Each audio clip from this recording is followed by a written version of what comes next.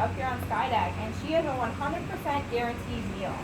So while he has the adaptations to go out and chase another bird, he's not guaranteed that meal, and he would be expending more energy. So it's just much easier for him to come in and do a couple of flights back towards wetlands. And then he gets a bunch of chicken and quail, which are his favorite things to eat.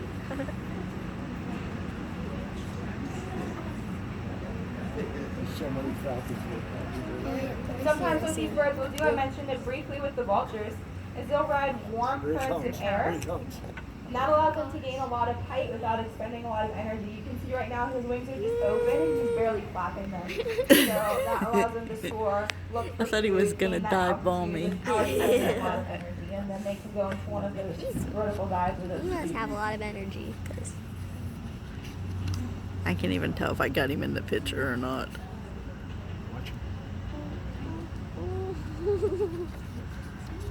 The lander falcons, being a little bit smaller than the peregrines, they're not going to quite reach that 200 miles per hour.